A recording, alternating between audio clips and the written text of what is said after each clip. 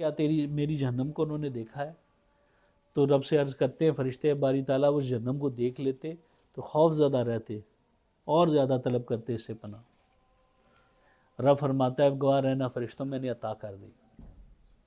فرشتے عرض کرتے ہیں، حدیث مبارکہ کے لفظ ہیں، اس کا مفہوم ہے، فرشتے عرض کرتے ہیں باری تعالیٰ اس میں ایک شخص ایسا بھی تھا جو اس مجلس میں آیا تھا، وہ مجلس میں ذکر کرنے کی مقصد سے نہیں آیا تھا، بلکہ مجلس میں شریک ایک بندے کے ساتھ اس کو کام تھا، وہ اس مجلس میں آ کے بیٹھ گیا کہ جیسے ہی اس مجلس برخاست ہوگی میں اپنا سوال اپنا معاملہ اس سے بندے سے کر سکوں گا۔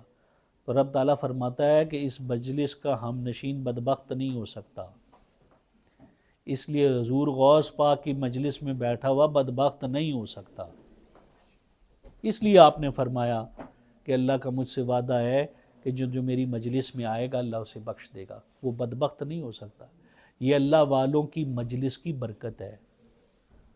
قد افلح من تزکا، وہ فلاح پا گیا جس نے تزکیہ نفس کر لیا، وذکر اسم ربہ فصلی، اور جس نے اپنے رب کا ذکر کیا اور نماز ادا کی، دعا کی۔ بل تحسرون الحیات الدنیا، اور یہ دنیا کی جو ہمارے رغبت ہے یہ نیگیٹو ہے۔ اللہ والوں کی مجلس میں بیٹھ کے یہ برکت میسر آتی ہے کہ وہ بدبخت نہیں رہتا بندہ، جو بدبخت نہیں ہے وہ نیک بخت ہے نا، وہ تو فلاح پا گیا۔ میرے پیر و مرشد آپ کی مجلس میں جو بیٹھتا ہے اللہ تعالیٰ اس کے بخت کو بھی سنوار دیتا ہے۔ میرے مرشد کریم سیدی پروفیسر محمد مقصود الہی نقشبندی دامت برکاتہم العالیہ، آپ کی مجلس کی یہ برکت ہے کہ آپ کی مجلس میں جو شخص بیٹھتا ہے اس کا بخت سنور جاتا ہے، وہ فلاح پانے والوں میں ہوتا ہے۔ حضرت والا کے کلام میں بھی اللہ تبارک و تعالیٰ نے پیران کبار کے کلام کی اثر رکھا ہے۔ آپ کے کلام سے بھی، سادہ کلام سے بھی لوگوں کے دل پلٹ جاتے ہیں۔ میرے مرشد کریم جو آپ کی مجلس میں آتا ہے اس کو یہ ذکر الہی کا، ذکر اس میں ذات کے ذکر کا تحفہ عطا فرماتے ہیں، یہ اجازت عطا فرماتے ہیں۔ جس طرح قرآن پاک میں اللہ نے فرمایا نا فَاسْأَلُوا أَهْلَ الذِّكْرِ إِن كُنتُمْ لَا تَعْلَمُونَ، تم پوچھو اہل ذکر سے اگر نہیں جانتے۔ تو میرے مرشد کریم اس دل کے ذکر کی اجازت عطا فرماتے ہیں۔ جس نے یہ ذکر کر لیا وَذَكَرَ اسْمَ رَبِّهِ فَصَلَّى، جس نے یہ ذکر کر لیا وہ کامیاب ہو گیا۔ کیسے کرنا ہے یہ دل کا ذکر؟ زبان کا ذکر کیا ہے؟ قرآن پاک کی تلاوت کرنا، اللہ اللہ کرنا، زبان سے کرنا۔ مگر جس ذکر کی میں تعلیم کر رہا ہوں، جو مرشد کریم اجازت فرماتے ہیں، وہ دل کا ذکر ہے، تاکہ دل جلدی پاک اور مزکہ ہو جائے۔ جیسے جیسے یہ تزکہ حاصل ہو جائے گا، یہ پاکی حاصل ہو جائے گی، یہ فلاح ہمارا مقدر ہو جائے گی۔ یہ دل کی پاکی کیسے حاصل کرنی ہے؟ دل کے ذکر سے۔ اس دل کے ذکر کی اجازت ہوتی ہے، میرے مرشد کریم اس دل کے ذکر کی اجازت دیتے ہیں۔ وہی ذاکر ہیں جن کے بارے میں اللہ تعالیٰ نے فرمایا نا وہ جماعت ذاکرین میں سے ہیں، فَاسْأَلُوا أَهْلَ الذِّكْرِ إِن كُنتُمْ لَا تَعْلَمُونَ، وہ اہل ذکر کی جماعت میں سے ہیں۔ میرے مرشد کریم اس دل کے ذکر کی اجازت عطا فرماتے ہیں۔ حضرت والا نے لوگوں کی آسانی کے لیے مجھ ناچیز کو یہ اجازت عطا فرمائی کہ حضرت صاحب کی اس اجازت کو میں لوگوں تک پہنچا دوں۔ آپ تمام حاضرین اور سامعین کو دل کے ذکر کی اجازت، میرے مرشد کریم کی یہ اجازت آپ تک پہنچ گئی۔ کرنا کیسے ہے یہ سمجھ لیجیے۔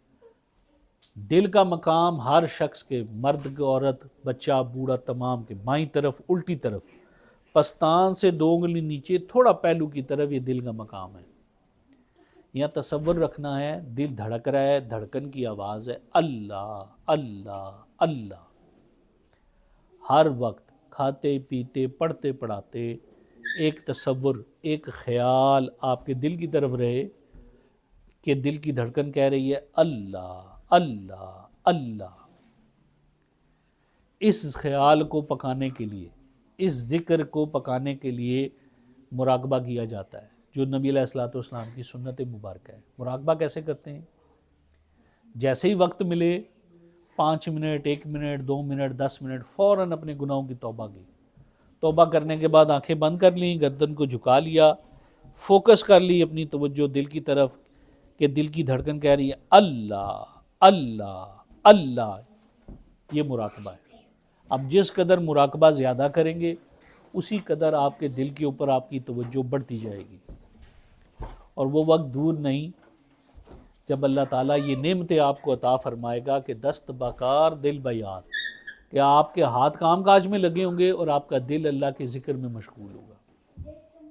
اللہ یہ برکتیں ہم سب کو عطا فرمائے. اس کے علاوہ 5 وقت نماز فرض ہے. کوئی شخص 4 وقت نماز پڑھتا ہے وہ بھی بے نمازی کہلائے گا. 5 کا حکم ہے, 5 نمازیں پوری کرنی ہے. قضا ہو جائے, شرعی عذر ہے, قضا ہو گئی ہے تو آپ قضا نماز پڑھیں, مگر چھوڑ نہیں سکتے. 5 وقت نماز, بیمار ہیں کھڑے نہیں ہو سکتے, بیٹھ کے پڑھ لیں. بیٹھ کے بھی نہیں پڑھ سکتے, لیٹے ہوئے ہیں, اشاروں سے پڑھ لیں لیٹ کے, لیکن معاف نہیں ہے. 5 وقت نماز فرض ہے, یہ نماز ادا کرنی ہے. یہ جو شخص بے نمازی ہو اس کی بے تحاشا سزائیں ہیں. صرف تمیدن عرض کر دیتا ہوں مختصراً کہ جب وہ مرے گا تو پیاسا مرے گا. جب اسے قبر میں دفنایا جائے گا قبر اس کی جہنم کی بھٹی بن جائے گی. وہ روز محشر جب اٹھایا جائے گا اس کے چہرہ سیاہ کر دیا جائے گا اور اس کا نامہ اعمال بائیں ہاتھ میں پکڑایا جائے گا, لیفٹ سائڈ پر. وہ اس خوف سے کہ میرے بائیں ہاتھ میں نہ مجھے عمل نامہ دیا جائے, وہ اپنے ہاتھ کو خود بائٹ کر کر کے کھائے گا. آج آپ ایک بائٹ نہیں لے سکتے اپنا, اور وہ چبا چبا کے اپنے ہاتھ کو کونی تک کھا جائے گا. حدیث مبارکہ میں آتا ہے وہ کونی تک کھا جائے گا الٹے ہاتھ کو, تاکہ نہ میرا الٹا ہاتھ ہو نہ میں اعمال نامہ الٹے ہاتھ میں پکڑوں. مگر جب اعمال نامہ لینے کا وقت آئے گا تو اللہ اس کے اس ہاتھ کو سلامت فرما دے گا اور وہ اس کو بائیں ہاتھ میں ہی اعمال نامہ دیا جائے گا, اور یہ جہنم کی نشانی ہوگی. چھوٹا سا عمل ہے, کتنا کچھ ٹائم لگ جاتا ہے, 10-15 منٹ لگیں گے زیادہ سے زیادہ. نماز نہیں چھوڑنی, 5 وقت کی نماز پوری کرنی. نماز پڑھیں تو یہ امامہ کپڑا ہے, 3 گز کپڑا ہے, یہ چھوٹا سا کپڑا سر پہ باندھ لیں. ایک نماز کی 25 نمازوں کا ثواب. ہم دنیا کماتے وقت تو بڑے حریص ہوتے ہیں کہ تھوڑے سے پیسے لگائیں زیادہ منافع آ جائے, پر ہمیں چونکہ آخرت کی ویلیو نہیں ہے, جو بل تؤثرون الحیات دنیا کا عنصر ہے نا ہمارے اندر, ہم دنیا میں تو یہ چاہتے ہیں کہ تھوڑا سا پیسے لگائیں زیادہ پیسے آ جائیں. رب فرماتا ہے آخرت بہتر ہوئی ہے اور باقی رہنے والی ہے.